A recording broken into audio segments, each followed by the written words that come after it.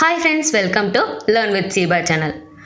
டைப்ரைட்டிங்கை பொறுத்த வரைக்கும் சின்ன சின்ன விஷயங்களை கரெக்ட் பண்ணிட்டா எக்ஸாம் அப்போது கான்ஃபிடண்ட்டாகவே டைப் பண்ணலாம். அது என்னென்ன விஷயங்கிறத இப்போ நான் சொல்லிடுறேன். ஃபஸ்ட்டு பாயிண்ட் என்னென்னா, ப்ராக்டிஸ் பண்ணுறப்போ கொஷின் பேப்பர் மட்டும்தான் பார்த்து அடிக்கணும். நம்ம புக்கு யூஸ் பண்ணுவோம் ஒரு கொஷின் பேப்பர், ஓகேங்களா? புக்கை மட்டும்தான் நம்ம பார்த்து டைப் பண்ணணும். மிஷினை பார்த்து டைப் பண்ணக்கூடாது, சரிங்களா? சில பேர் பண்ணுற மிஸ்டேக்கே இது தான். மிஷினை பார்த்து அடித்தா மிஸ்டேக் இல்லாமல் அடிச்சிடலாம் அப்படின்னு நினைக்கிறாங்க. ஓகே, மிஸ்டேக் இல்லாமல் அடிப்பீங்க, ஆனால் அது 10 நிமிஷத்தில் அந்த ஸ்பீடை கம்ப்ளீட் பண்ணணும். அது முடியாமல் போயிடும். ஸோ நீங்கள் ப்ராக்டிஸ் அப்போவே இதை கரெக்ட் பண்ண ஆரம்பிச்சிருங்க.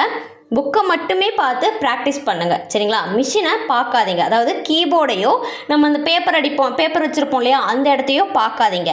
ஏதாவது மிஸ்டேக் இருக்குது அப்படின்னா ஓகே, மற்ற நேரம் எல்லாமே நீங்கள் வந்துட்டு என்ன பண்ணணும், புக்கை மட்டும்தான் பார்த்து டைப் பண்ணணும். ஸோ இந்த ப்ராக்டிஸை ஃபஸ்ட்டு ஃபாலோ பண்ணுங்கள், ஓகேங்களா? ஒரு சிலருக்கு சில வேர்ட்ஸ் ஆர் சில லெட்டர்ஸ் வந்துட்டு டிஃபிகல்ட்டாக இருக்கும். சில பேர் என்ன பண்ணுவாங்கன்னா, ஆர் அடிக்கிறதுக்கு பதிலாக டி அடிப்பாங்க.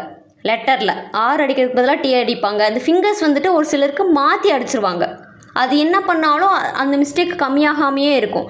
அப்படி வர்றப்போ, சரிங்களா, அப்படி ஒரு சில டிஃபிகல்ட்டான வேர்ட்ஸ் வர்றப்போ அப்போ மட்டும் நீங்கள் கீபோர்டை பார்க்கலாம்.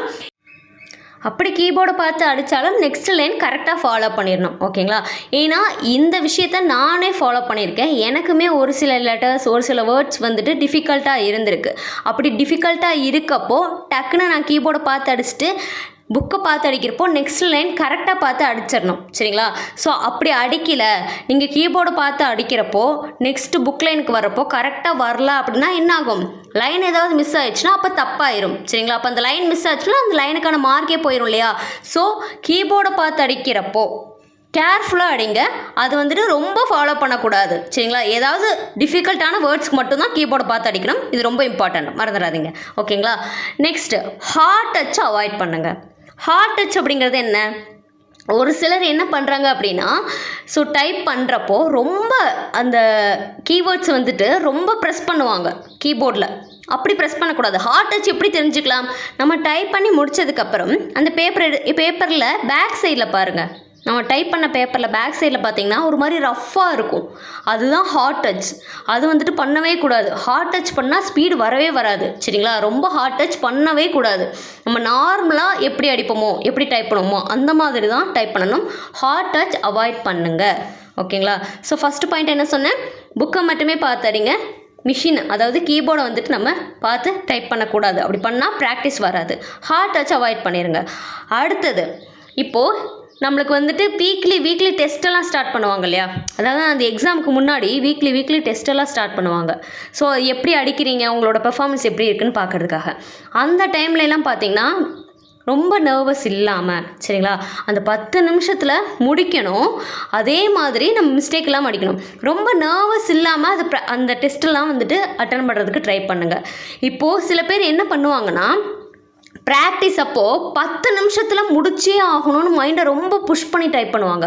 அப்படி ரொம்ப ஃபாஸ்ட்டாக அடிக்கிறப்போ என்னாகும், மிஸ்டேக்ஸ் வந்துட்டு கண்டிப்பாக விழுகும், சரிங்களா? மிஸ்டேக்ஸ் கண்டிப்பாக வரும். ரொம்ப மைண்டை புஷ் பண்ணாதீங்க. ஃபஸ்ட்டு விஷயம் உங்களோடது என்னவாக இருக்கணும்னா, என்ன ஃபோக்கஸாக இருக்கணும்னா, மிஸ்டேக் இல்லாமல் அடிக்கிறது தான் ஃபஸ்ட்டு ஃபோக்கஸ், சரிங்களா? நீங்கள் ப்ராக்டிஸ் பண்ணுறப்போ மிஸ்டேக் இல்லாமல் அடிங்க, அதுதான் ஃபஸ்ட்டு ஃபோக்கஸ். செகண்ட் ஃபோக்கஸ், ஆட்டோமேட்டிக்காக உங்களுக்கு அந்த 10 நிமிஷத்தில் அடிக்கிறதுக்கான ஸ்பீடு வந்துட்டு உங்களுக்கு வந்துடும். எவ்வளோக்கு எவ்வளோ மிஸ்டேக் இல்லாமல் அடிக்கிறீங்களோ அவ்வளோக்கு எவ்வளோ ஸ்பீடு வந்துட்டு கண்டிப்பாக இன்க்ரீஸ் ஆகும். சில பேர் சொல்லுவாங்க, எனக்கு 12 நிமிஷம் போகுது, 15 நிமிஷம் ஆகுது அப்படின்னு. ஸோ நீங்கள் அதெல்லாம் ஃபஸ்ட்டு இருக்கும், எல்லாருக்குமே அந்த மாதிரி விஷயங்கள் இருக்கும். 15 நிமிஷம் ஆகும், சில பேர் 20 நிமிஷம் ஆகும், சரிங்களா? ஸ்பீட் அடிக்கிறதுக்கு டைமிங் அந்த மாதிரி ஒவ்வொருத்தருக்கும் ஒவ்வொரு மாதிரி மாறும். ஸோ உங்களோட ஃபஸ்ட்டு ஃபோக்கஸ் என்னவாக இருக்கணும்னா, மிஸ்டேக்ஸ் இல்லாமல் அடிக்கணும். மிஸ்டேக்ஸை எப்படி கம்மி பண்ணுறது, மிஸ்டேக்ஸ் இல்லாமல் அடிக்கிறது, அதுதான் ப்ராக்டிஸாக இருக்கணுமே தவிர 10 நிமிஷத்தில் முடிச்சே ஆகணும் அப்படின்னா 10 நிமிஷத்தில் முடிச்சிடுறீங்க, ஆனால் மிஸ்டேக்ஸ் எக்கச்சக்கமாக இருக்குது. அப்போது என்ன ஆகும், மார்க் ரொம்பவே போயிடும். அப்போ அது எல்லாமே தப்பாயிரும். ஸோ அப்படி இருக்கக்கூடாது. ஃபஸ்ட்டு ஃபோக்கஸ் மிஸ்டேக் இல்லாமல் அடிக்கிறது. கிளியராக இருக்குங்களா? இன்னொரு விஷயம், ப்ராக்டிஸ் பண்ணுறப்போ உங்கள் மனசுக்குள்ளே சொல்லிக்கிட்டே அடிங்க. சரிங்களா? அது எந்த லெட்டராக இருக்கலாம், எந்த வேர்ட்ஸாக இருக்கலாம், அது தமிழ் ஸ்பீடாக இருந்தாலும் சரி, இங்கிலீஷ் ஸ்பீடாக இருந்தாலும் சரி, சரிங்களா? அது என்ன வேர்டோ அது மைண்டுக்குள்ளே சொல்லிகிட்டே டைப் பண்ணுங்கள். இது வந்து நீங்கள் ப்ராக்டிஸ் அப்போவே கரெக்டாக ஃபாலோ பண்ணிட்டீங்க அப்படின்னா எக்ஸாம் அப்போ அது ஈஸியாக வந்துடும். சரிங்களா? டக்குன்னு எக்ஸாம் அப்போ போய் அது பண்ண முடியாது. ப்ராக்டிஸ் அப்போவே இதை ஃபாலோ பண்ணிக்கிட்டே வந்தீங்கன்னா எக்ஸாம் அப்போ இது ஈஸியாக இருக்கும். ஸோ ஒரு வேர்டு இருக்குன்னா அது நீங்கள் வந்துட்டு சொல்லிகிட்டே தான் மனசுக்குள்ளே சொல்லிகிட்டே டைப் பண்ணணும். அப்போ ஆட்டோமேட்டிக்காக மைண்டுக்குள்ளே சொல்லிகிட்டே அடிக்கிறப்போ அந்த ஃபிங்கர் வந்து கரெக்டாக அந்த லெட்டரில் போயிடும். சரிங்களா? சரி, இது ஒரு விஷயமாக நீங்கள் ஃபாலோ பண்ணணும். அடுத்து, ஒரு நாளைக்கு 3 ஸ்பீடு ப்ராக்டிஸ் பண்ணுங்கள். சரிங்களா? 3 ஸ்பீட் ப்ராக்டிஸ் பண்ணால் போதும். ரொம்ப அதிகமாக அடிக்கணும்னு அவசியம் இல்லை. 4 ஸ்பீடு, 5 ஸ்பீடு, 6 ஸ்பீட் அப்படிலாம் கிடையாது. ஏன்னா 3 ஸ்பீடே ஆவரேஜ். 4 கூட ஓகே தான், ஆனால் 3 போதும். சரிங்களா? 3 ஸ்பீடு அடிக்கிறப்போ என்ன பண்ணுறீங்க அப்படின்னா, நம்ம மேக்ஸிமம் என்ன பண்ணுவோம், மொபைலில் டைமர் வைப்போம். டைமர் ஸ்டார்ட் பண்ணிவிட்டு ஸ்பீடுக்கான ப்ராக்டிஸ் வந்து ஸ்டார்ட் பண்ணுவோம். சரிங்களா? ஸோ எவ்வளோ நிமிஷத்தில் அடித்து முடிக்கிறோம் அப்படிங்கிறத நம்ம மொபைல் டைமரில் பார்த்துப்போம். இதுதானே நார்மலாக பண்ணுறது. இப்போ நீங்கள் என்ன பண்ணுறீங்கன்னா, டைமரை விட்டுருங்க, மொபைலில் டைமரே வைக்க வேண்டாம். ஃபஸ்ட்டு ஸ்பீடு அடிங்க. சரிங்களா? ஃபஸ்ட்டு ஸ்பீடு அடிச்சுட்டு செகண்ட் ஸ்பீட் டைப் பண்ணுங்கள். இப்போது ஃபஸ்ட்டு ஸ்பீடில் எவ்வளோ மிஸ்டேக்ஸ் இருக்குது, செகண்ட் ஸ்பீடில் எவ்வளோ மிஸ்டேக்ஸ் இருக்குது அப்படிங்கிறத செக் பண்ணுங்கள். நீங்களே கரெக்ஷன் பாருங்கள், நீங்களே அதை செக் பண்ணுங்கள். உங்களுக்கு டிஃப்ரென்ஸ் தெரியும். ஃபஸ்ட்டில் எவ்வளோ மிஸ்டேக்ஸ் இருக்குது, இப்போ ஒரு 15 மிஸ்டேக் இருக்குது. இப்போ செகண்ட் ஸ்பீடில் அது குறைஞ்சிருக்கா, 10 மிஸ்டேக்காக இருக்கா அப்படிங்கிறது, அது ஃபஸ்ட்டு ஸ்பீடுக்கும் செகண்ட் ஸ்பீடுக்கும் டிஃப்ரென்ஸ் எவ்வளோ இருக்குது, மிஸ்டேக்ஸ் குறைஞ்சிருக்கா, எந்த வேர்ட்ஸில் மிஸ்டேக்ஸ் வருது. சரிங்களா? ஒரு சிலருக்கு ஒவ்வொரு வேர்ட் டிஃபிகல்ட்டாக இருக்கும் இல்லையா? ஸோ எந்த வேர்ட்ஸில் மிஸ்டேக்ஸ் வருது, எந்த லெட்டரை மாற்றி அடிக்கிறீங்க, ஆருக்கு பதிலாக டி போடுறது, ஒய்க்கு பதிலாக யூ போடுறது, அந்த மாதிரி எந்த லெட்டரை மாற்றி அடிக்கிறீங்கிறத ஃபஸ்ட்டு நீங்கள் என்ன மிஸ்டேக் பண்ணுறீங்கிறத நீங்கள் நோட் பண்ணுங்கள். சரிங்களா? இது அங்கேயும் கரெக்ஷன் பண்ணுவாங்க, ஆனால் நம்ம கரெக்ஷன் பண்ணி நம்ம அப்போ கரெக்டாக பர்ஃபெக்டாக நம்ம என்ன பண்ணியிருக்கோங்கிறது தெரிஞ்சுக்கிட்டோம் அப்படின்னா அடுத்த ஸ்பீடில் அதை கரெக்ட் பண்ணிக்கலாம். அப்போ தேர்ட் ஸ்பீட் அடிப்பீங்க. தேர்ட் ஸ்பீட் அடிக்கிறப்போ ஃபஸ்ட்டு ஸ்பீடு செகண்ட் ஸ்பீடை விட மிஸ்டேக்ஸ் கம்மியாக இருக்கா அப்படிங்கிறத செக் பண்ணுங்கள். இல்லை 3 ஸ்பீடுக்குமே மிஸ்டேக்ஸ் அதிகமாக தான் இருக்குது, ஈக்குவலாக தான் இருக்குது அப்படின்னா நெக்ஸ்ட் டே இது எப்படி கரெக்ட் பண்ணலாம் அப்படின்னு பாருங்கள். சரிங்களா? ஸோ நீங்கள் அடுத்து வந்துட்டு 4th ஸ்பீட் அடிக்கிறேன், 5th ஸ்பீட் அடித்து பார்க்குறேன், 6th அப்படின்னு ஒரு நாளைக்கு 5-6 ஸ்பீடு அடிக்கிறேன் அப்படின்னு அடிச்சிங்கன்னா அது கண்டிப்பாக ஒர்க் அவுட் ஆகாது. சரிங்களா? அடுத்தடுத்த ஸ்பீடு போகிறப்போ மிஸ்டேக்ஸ் அதிகமாக தான் போகும். ஏன் அப்படி சொல்கிறேன் அப்படின்னா, ஃபிங்கர் வலிக்க ஆரம்பிச்சிடும் இல்லையா? First speed second speed third ஸ்பீடுன்னு போகிறப்போ அந்த ஃபிங்கர்ஸ்லாம் டயர்டாகி கொஞ்சம் பெயின் ஆக ஆரம்பிச்சிடும் இல்லையா? ஒவ்வொருத்தருக்கும் பெயின் ஆகும், ஒரு மாதிரி டயர்டாயிரும், அடுத்து அடிக்க முடியாது அப்படிங்கிற மாதிரி ஒரு மைண்ட் செட் ஆயிரும். ஸோ மைண்டை ரொம்ப புஷ் பண்ணாமல் நீங்கள் வந்துட்டு 3 ஸ்பீடு மட்டும் அடிங்க. சரிங்களா? ஃபர்ஸ்ட் டே இதை பண்ணிட்டீங்களா, செகண்ட் டே என்ன பண்ணுறீங்கன்னா டைமர் வைக்கணும். டைமர் வச்சுட்டு ஃபஸ்ட்டு ஸ்பீடில் என்ன டைமிங் கிடச்சிங்க, எவ்வளோ மிஸ்டேக்ஸ் இருந்துச்சு, அதே மாதிரி செகண்ட் ஸ்பீடில் என்ன டைமிங்குள்ளே கம்ப்ளீட் பண்ணிங்க, எவ்வளோ மிஸ்டேக்ஸ் இருந்துச்சு, தேர்ட் ஸ்பீட், இந்த மாதிரி 3 ஸ்பீடுக்கும் டைமிங் என்ன, எவ்வளோ மிஸ்டேக்ஸ் கம்பேர் பண்ணி செக் பண்ணுங்கள். ஸோ ஃபர்ஸ்ட் டே எப்படி இருக்குது, செகண்ட் டே எப்படி இருக்குது, இதே மாதிரி வீக் ஃபுல்லாக, அதாவது அந்த 7 days ஃபுல்லாக செக் பண்ணி பாருங்கள். செக் பண்ணுறப்பையும் உங்களுக்கு தெரிஞ்சிடும்.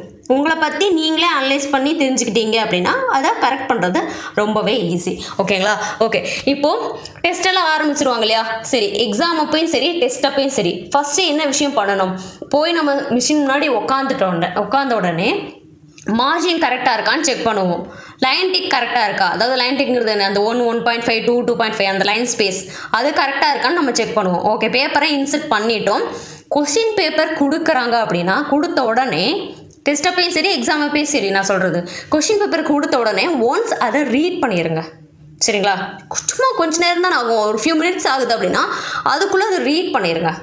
ரீட் பண்ணிட்டீங்க அப்படின்னா அதில் ஏதாவது டிஃபிகல்ட் வேர்ட் இருக்கா, இல்லை ஏதாவது நம்மளுக்கு வந்து ரிப்பீட்டடான வேர்ட்ஸ் வருதா அப்படிங்கிறது தெரிஞ்சிடும். ஏன்னா ரிப்பீட்டடான வேர்ட்ஸ் வர்றப்போ சில பேர் பண்ணுற மிஸ்டேக் மட்டும்தான் நான் சொல்கிறேன். ரிப்பீட்டடான வேர்ட்ஸ் வர்றப்போ ஒரு லைன் விட்டுட்டு அடுத்த லைன் அடிக்க ஆரம்பிச்சிருவாங்க. ஏன்னா அந்த வேர்டு அங்கே ரிப்பீட்டடாக இருக்கும், அந்த லைனுக்கு பதிலாக அதாவது ஒரு லைனை ஒமிட் பண்ணிவிட்டு நெக்ஸ்ட் லைனும் அடிக்க ஆரம்பிச்சிருவாங்க. ஸோ அந்த மாதிரி ஏதாவது வேர்ட்ஸ் இருக்கா, டிஃபிகல்ட்டான வேர்ட்ஸ் இருக்கா அப்படிங்கிறத ஒன்ஸ் கொஷின் பேப்பரை வாங்கினோடனே ரீட் பண்ணிடணும். பேராகிராஃப் பொறுத்த வரைக்கும் நம்ம ஃபஸ்ட்டு எடுத்தோன்னே என்ன பண்ணுவோம், 5 ஸ்பேஸ் விட்டு தான் அடிப்போம். 15வது டிகிரியில் தான் ஸ்டார்ட் பண்ணுவோம். 5 ஸ்பேஸ் விட்டுருங்க. சரிங்களா? 5 ஸ்பேஸ் விட்டு கொஷின் பேப்பரை ரீட் பண்ணிவிட்டு ரெடியாக உட்காந்துக்கோங்க. ஃபஸ்ட்டு லைனை பொறுத்த வரைக்கும், அதாவது ஸ்பீடில் ஃபஸ்ட்டு லைனை பொறுத்த வரைக்கும் ஸ்லோவாக டைப் பண்ணுங்கள். அவசரமே வேண்டாம், அதாவது ரொம்ப ஸ்லோவும் வேண்டாம், ரொம்ப ஃபாஸ்ட்டும் வேண்டாம். ஆவரேஜான ஒரு ஸ்பீடில் டைப் பண்ணணும் ஃபஸ்ட் லைனை பொறுத்த வரைக்கும். ஏன் இது நான் இவ்வளோ தூரம் சொல்கிறேன்னா, ஃபஸ்ட்டு லைனில் நீங்கள் ஏதாவது மிஸ்டேக் பண்ணுறீங்க அப்படின்னு உங்களுக்கு தெரிஞ்சிருச்சுன்னா நீங்கள் என்ன ஆக ஆரம்பிச்சிருவீங்க, டென்ஷன் ஆயிடுவீங்க, நர்வஸ் ஆயிடுவீங்க. இது நிறையா பேருக்கு உண்டான விஷயம், இது இயல்பு தான், சரிங்களா? ஐயோ ஃபஸ்ட் லைன்லேயே நம்ம வந்துட்டு மிஸ்டேக் பண்ணிட்டோம் அப்படின்னு மைண்ட் என்ன ஆயிரும், ஒரு மாதிரி கொஞ்சம் நர்வஸ் ஆயிரும். இது நார்மலாக யூஸ்வலாக எல்லாருக்கும் இருக்கிறது தான். அதனால் ஃபஸ்ட்டு லைன் கொஞ்சம் ஆவரேஜாக நம்ம பொறுமையாக டைப் பண்ணால் போதும். அதுக்கப்புறம் ஸ்பீடு ஆட்டோமேட்டிக்காக நம்ம எடுத்துடணும். ஓகேங்களா? ஸ்பீடு ஆட்டோமேட்டிக்காக எடுத்துட்டோம் அப்படின்னா நம்ம கரெக்டாக பண்ணிடலாம். ஒருவேளை ஃபஸ்ட் லைனில் நீங்கள் ஸ்லோவாக டைப் பண்ணுமே ஃபஸ்ட் லைனில் நீங்கள் மிஸ்டேக் பண்ணிட்டீங்க, ஓகேங்களா? மிஸ்டேக் பண்ணிட்டீங்க அப்படிங்கிற பட்சத்தில் ரொம்ப டென்ஷன் ஆகாதீங்க. ஒன்றும் இல்லை, அது ஒரி பண்ண வேண்டிய அவசியம் இல்லை. அது ஏதோ ஒரு வேர்டு ஒரு லெட்டர் நம்மளுக்கு மிஸ்டேக் ஆயிடுச்சு, கொஞ்சம் டென்ஷன் ஆகாமல் அடுத்தது அடிக்க பாருங்கள், சரிங்களா? ஸோ இது ஒரு சிலர் பண்ணுற மிஸ்டேக் தான். ஃபஸ்ட் லைன் மிஸ்டேக் ஆயிடுச்சு அப்படின்னா அந்த டென்ஷன்லேயே அடுத்தடுத்த வேர்ட்ஸ் வந்துட்டு மிஸ்டேக் ஆயிரும். அப்படியே அடுத்தடுத்த வேர்ட்ஸ் வந்து மிஸ்டேக் ஆச்சு அப்படின்னா என்ன ஆகும், ஸோ ஸ்பீடில் மிஸ்டேக்ஸ் அதிகமாகும் இல்லையா? ஸோ இது வந்துட்டு ரொம்ப இம்பார்ட்டண்ட், சரிங்களா? ஸோ ஒன்ஸ் நான் சொன்னது எல்லாமே நீங்கள் வந்துட்டு கரெக்டாக ஃபாலோ பண்ணுறீங்க அப்படின்னா கண்டிப்பாக எக்ஸாமில் கான்ஃபிடண்ட்டாக நம்ம வந்துட்டு டைப் பண்ண முடியும், சரிங்களா? ஸோ நல்லாவே நமக்கு வந்துட்டு மிஸ்டேக்ஸ் இருக்காது, ஸ்பீட் கரெக்டாக ஃபாலோ பண்ண முடியும். So maximum hard touch avoid பண்ணுறது, இந்த கீபோர்டை பார்த்தே டைப் பண்ணுறது, இந்த மாதிரி விஷயங்கள் எல்லாத்தையும் நீங்கள் வந்துட்டு அவாய்ட் பண்ணிவிட்டு கரெக்டாக நான் சொன்ன மாதிரி ஃபாலோ பண்ணீங்க அப்படின்னா எக்ஸாம் கண்டிப்பாக கான்ஃபிடண்ட்டாக பண்ணலாம், சரிங்களா? இதில் ஏதாவது உங்களுக்கு டவுட்ஸ் இருக்குது அப்படின்னா அதை மறக்காமல் கமெண்ட் பாக்ஸில் கமெண்ட் பண்ணுங்கள். இதே மாதிரி இன்னொரு அடுத்த பதிவுகளில் நம்ம சந்திக்கலாம். Thank you friends. இந்த மாதிரி வீடியோக்களை தொடர்ந்து பார்க்க என்னுடைய சேனலை சப்ஸ்கிரைப் பண்ணிக்கோங்க. அப்படி பக்கத்தில் இருக்க பெல் ஐக்கனை கிளிக் பண்ணிக்கோங்க. தேங்க்யூ.